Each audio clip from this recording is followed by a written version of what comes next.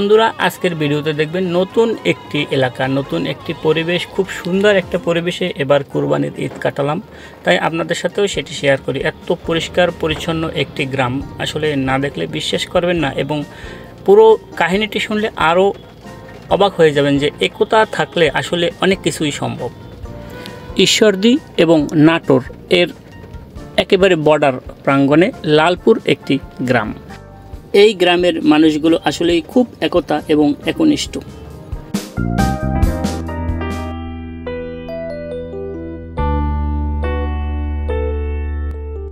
অন্য সব এলাকার মতো রাস্তার মোড়ে মোড়ে এখানে আপনি মসজিদ দেখতে পাবেন না। পুরো গ্রাম জুড়ে একটি কেন্দ্রীয় জামে মসজিদ, যেটি পুরো গ্রামের মানুষের সহযোগিতায় এবং নিজস্ব জনবলে, মানে বিনা পারিশ্রমিকে প্রত্যেককে শ্রম দিয়ে এই মসজিদটি মাত্র 4 মাসে কমপ্লিট করেছে। আর একটা মজার বিষয়, এই গ্রামে প্রত্যেক বাড়ি বাড়ি কোনো পারিবারিক কবরস্থান নেই। পুরো গ্রামে একটি মাত্র কবরস্থান। এখানকার মানুষরা কবরস্থানটিকে এত সুন্দরভাবে সাজিয়েছে যেন দেখলে মনে হবে একটি পার্ক। ঈদের নামাজ শেষে বের হয়ে যে যার মতো বাড়িতে চলে যায়নি। ইমাম সাহেবের নির্দেশনায় প্রতিবারেই ঈদের নামাজ শেষে সবাই জামাতের সহিত কবরস্থানে প্রবেশ করে কবর জিয়ারতের জন্য।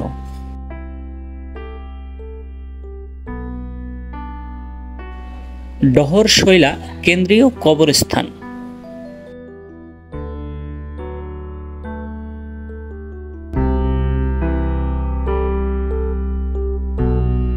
কবরস্থানে ঢোকার পূর্বে সকলেই গেটের বাইরে জুতা খুলে প্রবেশ করে।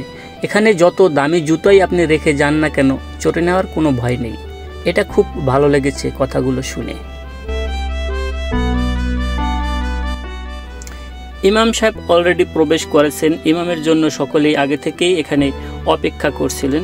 ইমাম সাহেব আসলেই দলীয়বদ্ধ হয়ে কবরবাসীর জন্য দোয়া করা হবে।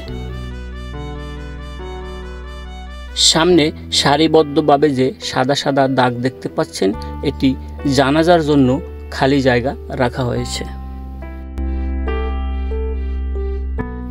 টেম্পোরালি সাউন্ড সিস্টেমের ব্যবস্থা করা হয়েছে যাতে ইমাম সাহেবের কথা সকল মুসল্লিরা শুনতে পায়।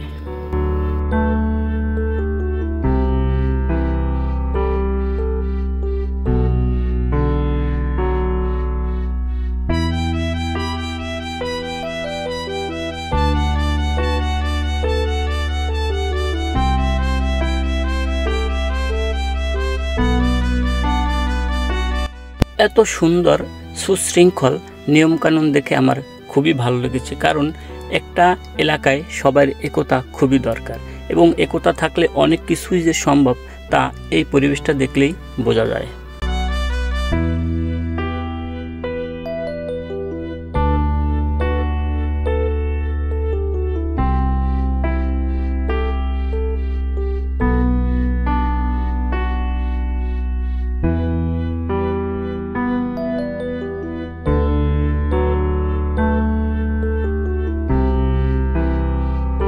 নামাজের শেষে সকলে জামাতের সহিত কবর জিয়ারত করে বের হয়ে ঈদের কুলাকুলি করার শেষে যে যার মতো বাড়িতে গিয়ে কুরবানির কাজ সম্পন্ন করবে।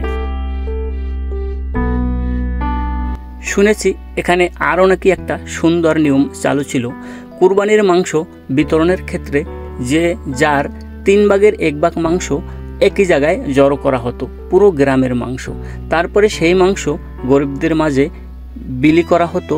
স্বেচ্ছাসেবী হিসেবে কাজ করত এখানের জনগণ। সেই নিয়মকে এখানের মানুষ বলতো সমাজ।